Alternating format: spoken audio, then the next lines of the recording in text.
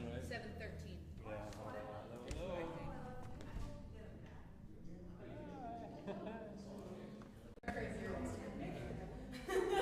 Stick with me a little bit early all the time. How are you? I'm good. I do.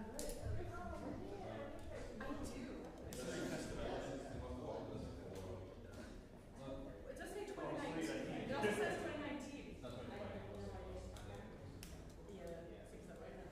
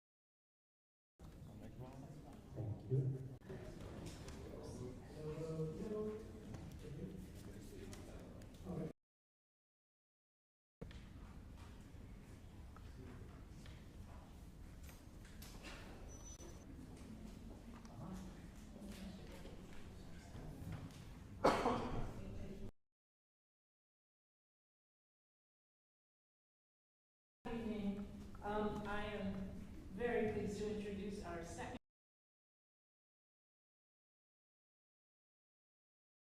Bello, who is in the IMC College Department, professor, and C.T. Collins, who is... Thank you. Thank you.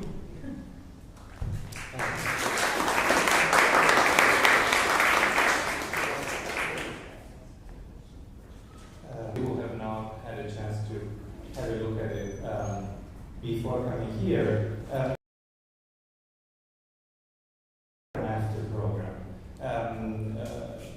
marking the line of the kingdom of Isabel Castilla and the questions to keep. But first, I wanted to sort of design. Spain in the Middle Ages was today's Spain. In the Middle Ages was largely part of the caliphate of Muslim. We don't think today of necessarily religious tolerance because the Sharia is of course not of these political entities was remarkable. The idea was they were not infidels, but they were worshippers of. The idea was that all Abrahamic religions were in a way related, and this allowed for self-reflection. When Alfonso of Castilla conquered Toledo in 1085, the early Christian kingdoms in Iberia had the same kind of kingdom of Castilla. They were working as officials and they were respected. Things changed 100-year wars when aristocrats began to very ugly. She essentially created the Spanish Inquisition, as which is Muslims and especially Jews had to run away. For Muslims, it was how did you start thinking about this? Did you start from pieces? Did you start from the history? What was the first, or maybe from the theme of BLEMF this year? Yes, the real instigator was, I think, once we heard what the theme was going to be for this year's festival, we put our heads together and began thinking about what we could bring to the festival that might be something interesting to say, that also had fantastic music. At first, we thought about the Bassano family, famously from Italy, many of whom moved to England because for years it had been alleged that they were in fact a Jewish family who had converted or sort of converted and then left Italy. Now, of course, we suspect that's not entirely true, or maybe even not really true at all. So we abandoned that idea, and we came up instead with this approach of looking at the Inquisition and looking at what it was like, musically speaking. It sort of wanted to create a soundscape, basically, of what you might have, the sort of music you might have heard, music played by Christians and Jews from the period that we're doing. So we started in the Middle Ages, basically. We do one 20th century piece that we treat with sort of an early music flavor, if you will. And then we have a look at some of these different composers that are well known.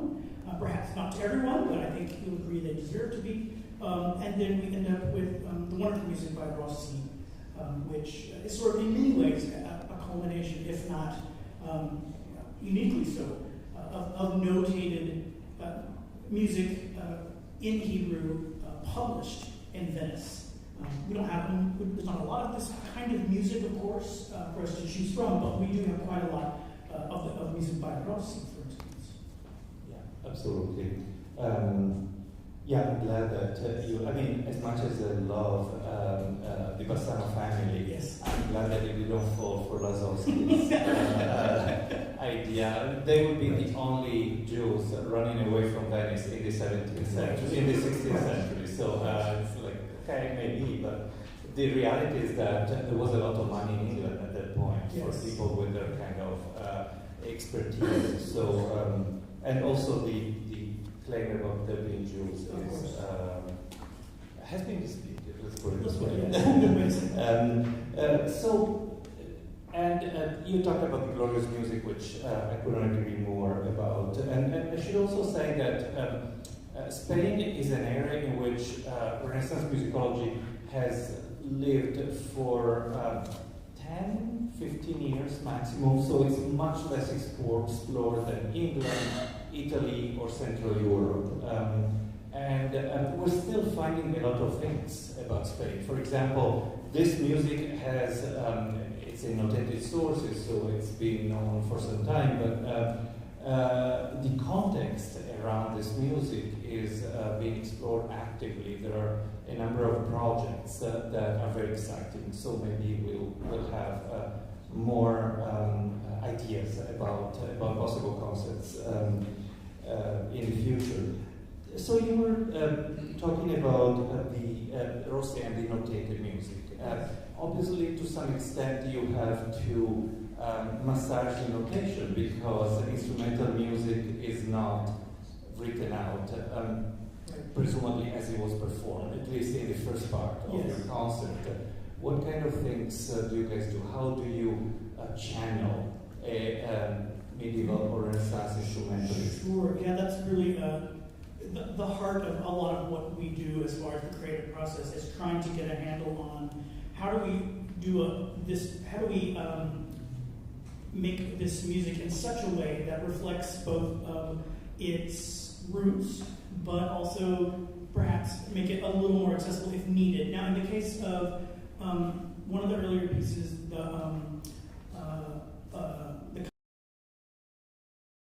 which are, of course, the famous songs that were dedicated to, or perhaps written sung by, but not necessarily, to put it in a certain way, the usual thing you would find throughout the rest of Europe.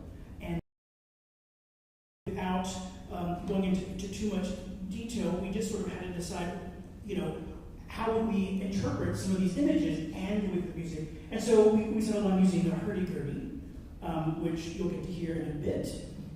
As Kelsey may have mentioned in the program notes, or maybe not, I think maybe it was just a Facebook post, but this is his hurdy-gurdy's second outing, so we're very excited to hear it now in a live setting. And this one happens to be a copy of like a slightly later version, but the technology is the same. It's this automatic instrument. You crank the wheel, which is rosin, and there are strings inside. It works like a bow, and then you push these keys, which intersect the string, which works like, almost like a frets on a viol or a guitar or what have you.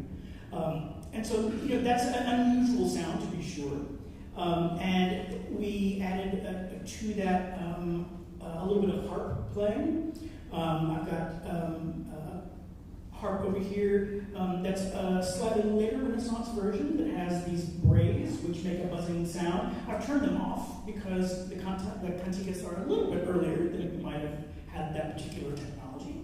And then we did a little bit of digging on how we wanted to interpret. This music is notated, or at least it's transcribed in sort of the feeling of 5, right? Which is fairly foreign to us. We all know, a few jazz staples that are in 5, for instance. But other than that, there's not a whole lot that most of us experience with Western ears. Music in 5. 1, 2, 3, 4, 5. 1, 2, 3, 4, 5. And so trying to wrap our heads around that, it has been a bit of a challenge. I'll say that. It took us about a good chunk of rehearsal time with this piece, just wrapping our heads around how to think about that.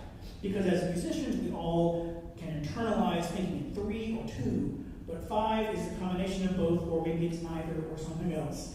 And that's been certainly part of the process. Otherwise, we looked at, for a couple of the other pieces where we just used the hurdy-gurdy as a drone.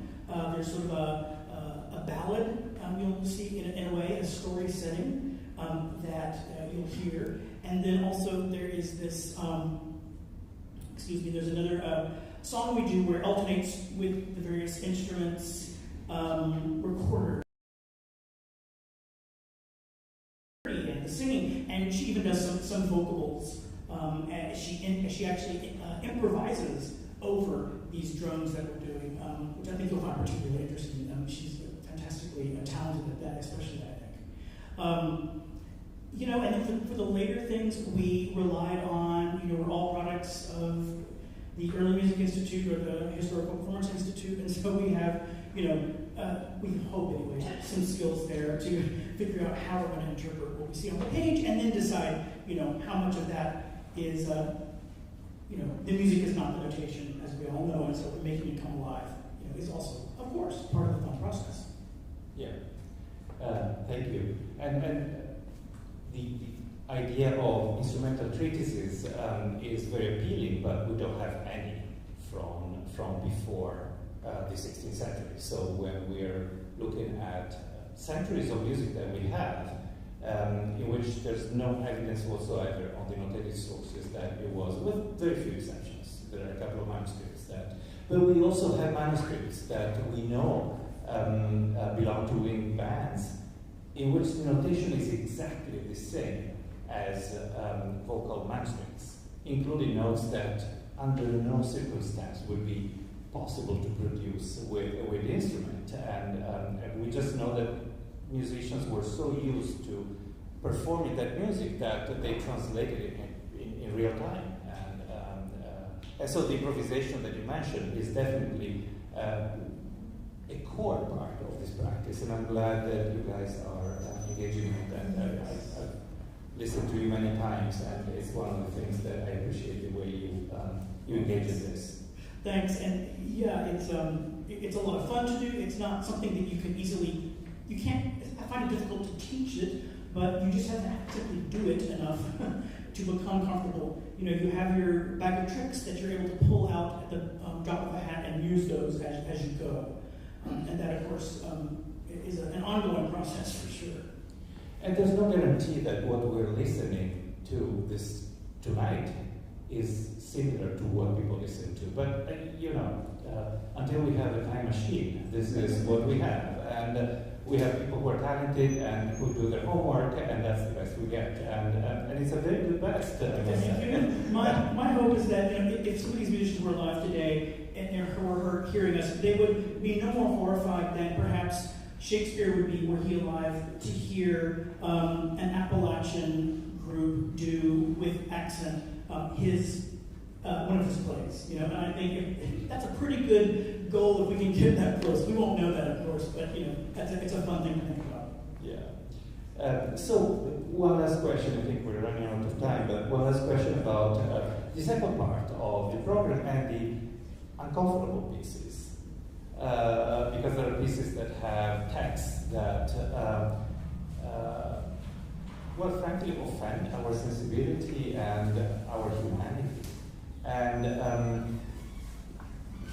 in my imagination, I try to imagine what musicians felt when they were performing that. Were they completely on board? And were they just, in the case of Encina, the program notes mention the anti-Semitic texts, but this is the Holy Week. So Encina, I don't think Encina, maybe I'm wrong, but I don't think Encina got to write the text. It was something that was mandated by the church authorities.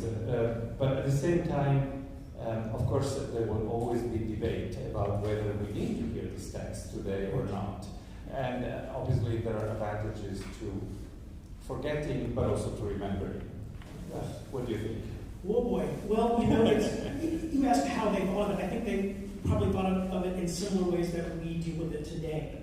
I play a lot of Baroque music, of course, and so I each year get asked to play the St. John Passion, right? Which, of course, is its own, whole can of worms in many, many ways.